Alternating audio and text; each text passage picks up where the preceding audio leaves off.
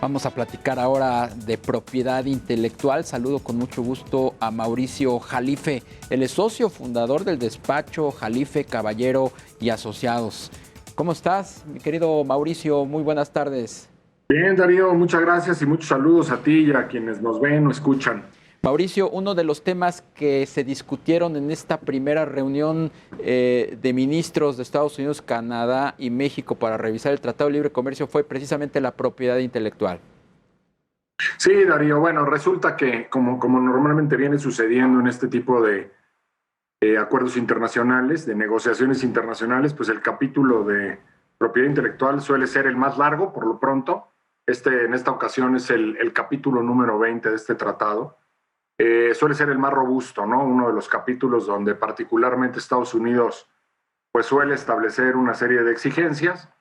México dio cumplimiento, pues digamos que de manera puntual a las obligaciones contraídas en lo que hace a cambio de ley, porque, bueno, pues como recordaremos, justo con la entrada en vigor del tratado el 1 de julio del año pasado, se promulgó la Ley Federal de Protección a la Propiedad Industrial, ya reflejando pues prácticamente el total de los compromisos asumidos por México en esta nueva ley, una ley que está sustituyendo a otra ley que, por cierto, pues también fue, digamos que resultado de un tratado internacional, en aquel momento del Telecán, una ley del 91 reformada en 94, que fue sustituida por esta Ley Federal de Protección a la Propiedad Industrial, ya respondiendo, digamos, a estos estándares y un poco también a lo que sucedió en el tratado con Europa, que México negoció un par de años antes, aunque todavía está en trámites parlamentarios para su autorización, tanto en México como en la Unión Europea, y también el TPP-11, que también tiene un capítulo de propiedad intelectual. Bueno, todo eso México lo reunió, digamos, en un paquete legislativo para que la nueva ley ya tuviese todos estos cambios. Y hasta ahí, pues me parece que no hay tema en el sentido de que esperábamos que en este año siguiente a esa promulgación de la ley, que entró en vigor en noviembre, el 5 de noviembre del año pasado, estuviéramos pues ya observando los cambios o la implementación de algunas de los estándares de protección que en el tratado se establecieron.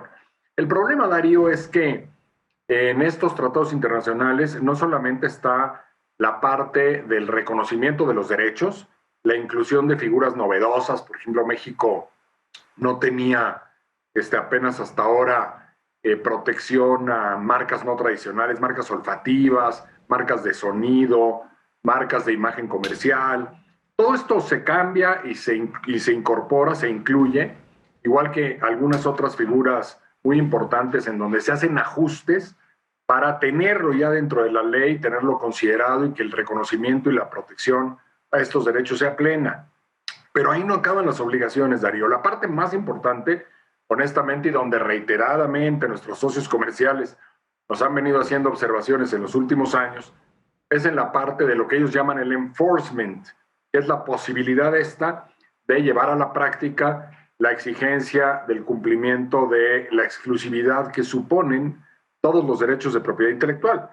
Porque bueno, pues tú puedes tener una patente, puedes tener una marca registrada, pero si no tienes los medios legales, los procedimientos efectivos como para hacerlo cumplir, pues entonces se dan estas situaciones de invasión de derechos que suelen ser reiteradas, que suelen ser flagrantes y en donde los titulares parece que no cuentan con medios eficaces para remediar situaciones de infracción.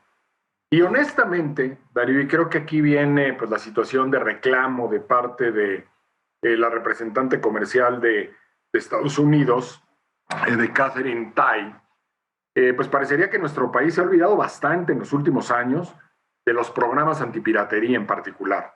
Es decir, México durante un cierto plazo, yo diría en los primeros 10 años de este siglo, la realidad es que hizo un esfuerzo muy importante, muy consistente, constante, para tratar de erradicar la piratería en muchos de los mercados informales que padecemos. Yeah. Se lograron resultados buenos, pero en los últimos 10 años, pues honestamente, esos programas ya no han tenido fondeo, no han tenido seguimiento, y las propias autoridades responsables de la implementación, en este caso la Fiscalía General de la República, que tiene una fiscalía antipiratería especializada, pues no ha tenido recursos, no ha podido financiar, digamos, mejores opciones. Por ahí es donde siento yo, y seguramente tú me darás la razón, que viene parte de la presión de Estados Unidos, el que se aplique realmente la ley a quienes infrinjan los derechos de propiedad intelectual. Si nos lo permites,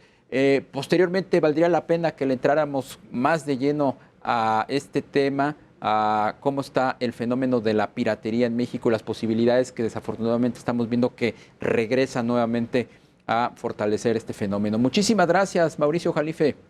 Darío, con mucho gusto y estamos al habla. Hasta pronto. La Secretaría